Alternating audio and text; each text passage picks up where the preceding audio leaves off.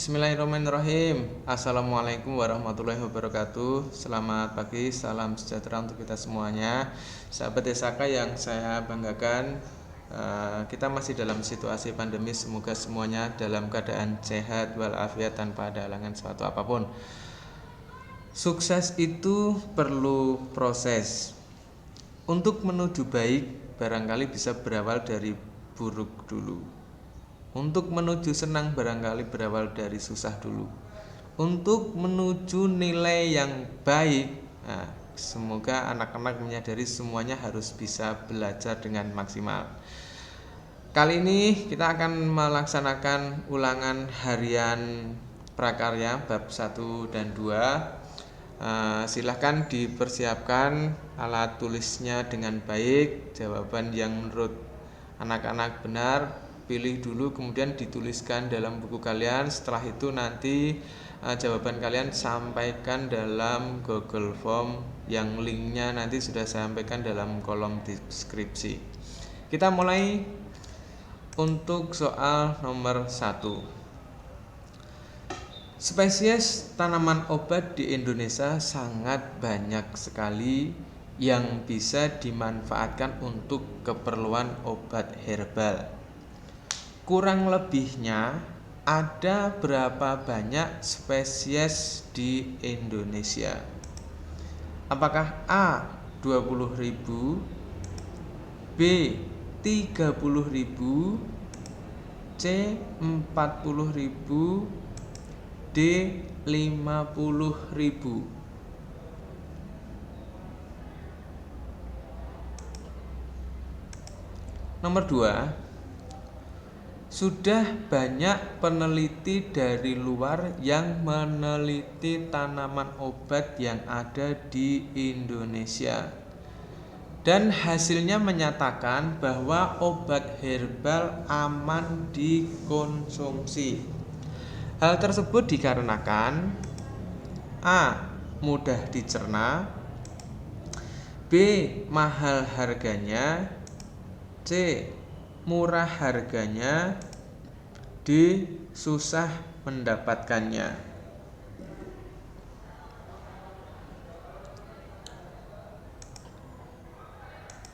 Nomor 3.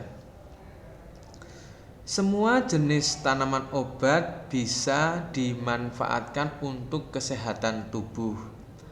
Ketepatan takaran dalam mengkonsumsi daun seledri dapat bermanfaat untuk A. Merawat jantung, B. Merawat ginjal, C. Menurunkan kolesterol, D. Menurunkan tekanan darah.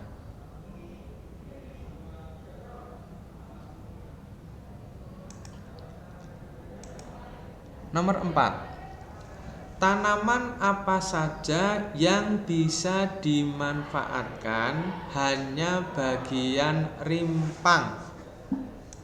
A. Temuireng dan gingseng, B. Temuireng dan kayu manis, C. Temuireng dan jahe, D. Temuireng dan adas.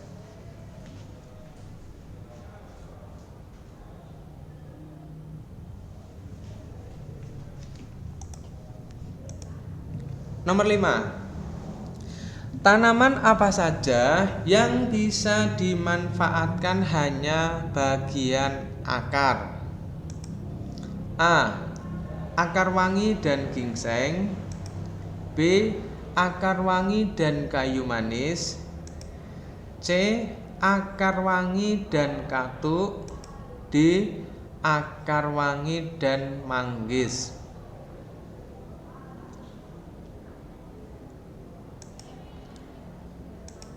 Nomor 6. Tanaman apa saja yang bisa dimanfaatkan hanya bagian daun? A. Katuk dan adas, B. Katuk dan salam, C. Katuk dan mahkota dewa, D. katuk, dan kayu manis.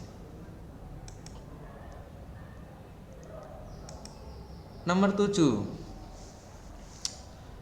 Tanaman apa saja yang bisa dimanfaatkan hanya bagian batang? A. Kayu manis dan temu ireng. B. Kayu manis dan gingseng. C. Kayu manis dan brotowali. D. Kayu manis dan manggis.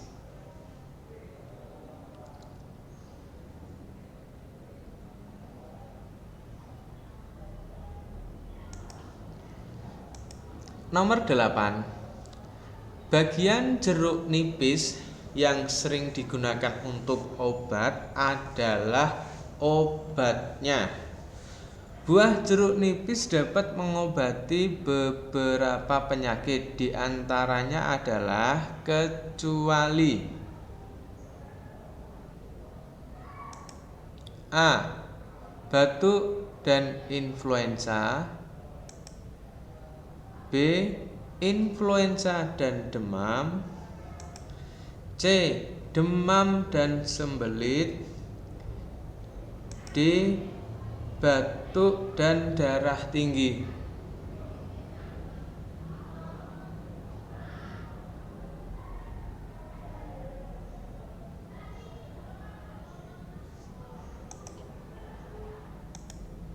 Nomor 9. Daun sirsak berbentuk oval, berwarna hijau muda hingga hijau tua. Ujung daun meruncing dengan pinggiran rata dan permukaan daun mengkilap. Salah satu manfaat daun sirsak adalah A. Mencegah kanker dan asam urat. B. Mencegah tekanan darah tinggi. C. Mencegah penuaan dini. D. Mencegah diabetes.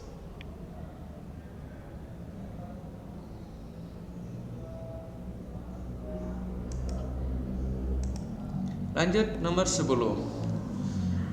Temu ireng merupakan tumbuhan terna yang tingginya dapat mencapai 2 meter. Batangnya semu dan tersusun atas kumpulan pelepah daun yang basah dan berwarna hijau. Tanaman ini berbunga pada umur berapa? A. 3 bulan. B. 4 bulan. C. 5 bulan. D. 6 bulan.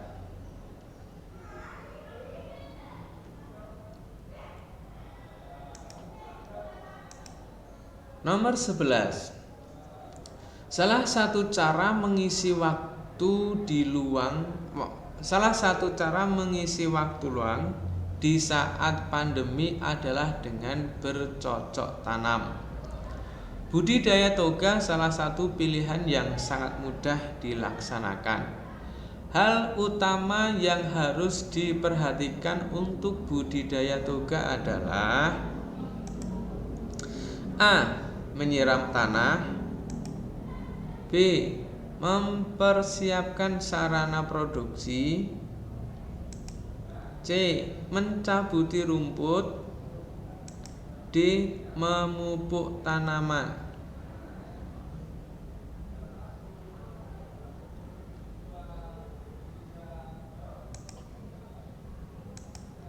Nomor 12. Budidaya toga harus mengenal karakter tanaman sebelum kita menanam. Pemilihan bibit yang unggul akan menghasilkan tanaman yang unggul dan berkualitas. Seperti apakah ciri bibit yang siap untuk ditanam? A. Bibit yang daunnya kecil. B. Bibit yang baru disemaikan. C. Bibit yang usianya baru seminggu. D. bibit yang sehat dan seragam pertumbuhannya.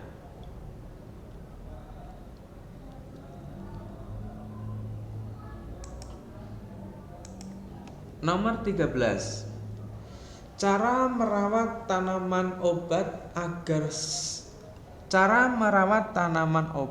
agak sedikit berbeda jika dibandingkan dengan tanaman-tanaman lain. Pupuk untuk tanaman obat dianjurkan dari bahan alami atau pupuk kandang atau kompos. Pupuk kimia cepat diserap tanaman tetapi dikhawatirkan menimbulkan A. Efek farmakologis terhadap tanaman obat. B. Kerusakan tanah. C. Mempercepat masa panen. D. Tanaman obat tidak tumbuh subur.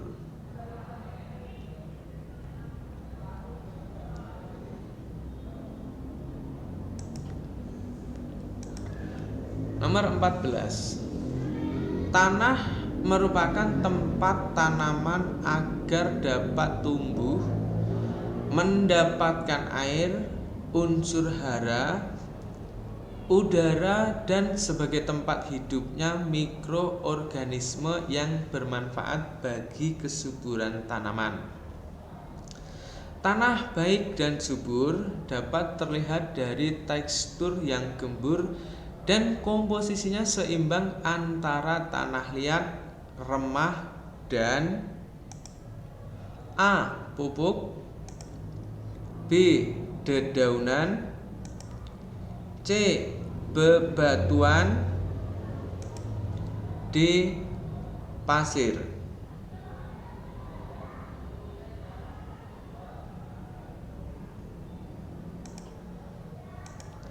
Nomor 15.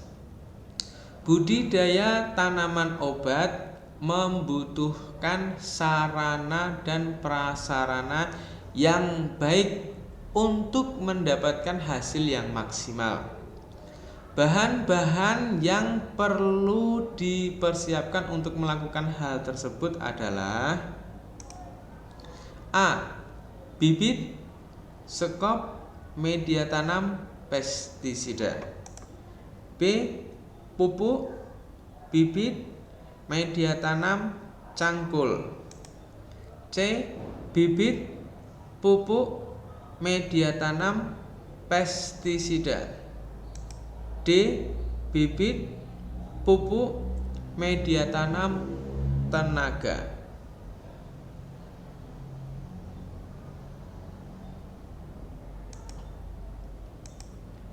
Nomor 16. Menggabungkan mata tunas suatu tumbuhan pada batang tumbuhan lain. Teknik ini biasanya digunakan untuk perbanyakan tanaman obat tahunan seperti kayu manis, pala, dan belimbing buluh. Teknik tersebut dinamakan A. Cangkok, B. Okulasi, C. Stek, D. Generatif.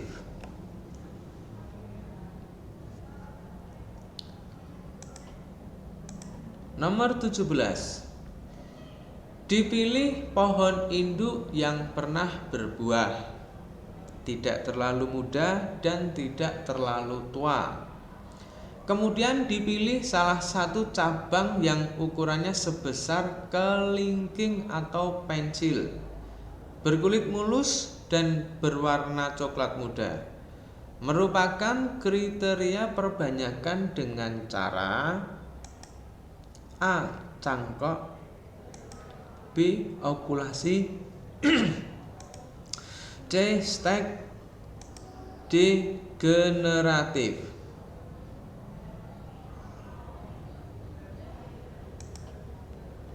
Lanjut, nomor 18. Untuk kegiatan budidaya tanaman obat, tanah yang baik harus digemburkan terlebih dahulu. Alat yang paling cocok buat menggemburkan tanah adalah A. Garpu, B. Cangkul, C. Sapu, D. Ember.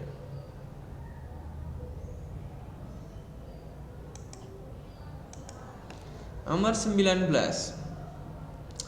Memiliki keuntungan memperoleh hasil yang sama dengan tanaman induk dan membutuhkan waktu produksi lebih singkat, namun memiliki beberapa kelemahan, yaitu prakaranya lebih lemah sehingga tanaman kurang kokoh dan umur tanaman relatif lebih pendek. Merupakan teknik pembibitan A. Generatif, B. Fakultatif, C. Vegetatif, D. Regenerasi.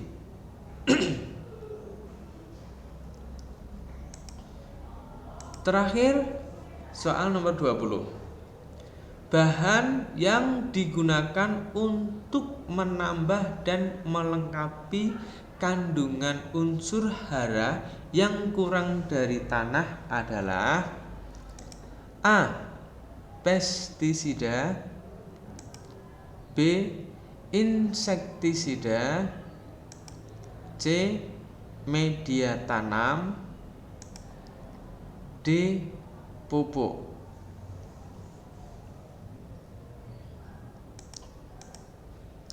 Sahabat SHK, demikian tadi ulangan harian prakarya bab 1 dan 2 untuk semester genap di tahun 2022. Dengan harapan semoga anak-anak mendapatkan nilai yang maksimal.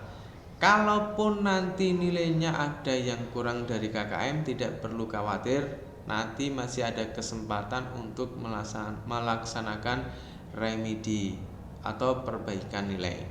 Demikian, dan kurangnya mohon maaf. Sekian, wassalamualaikum warahmatullahi wabarakatuh.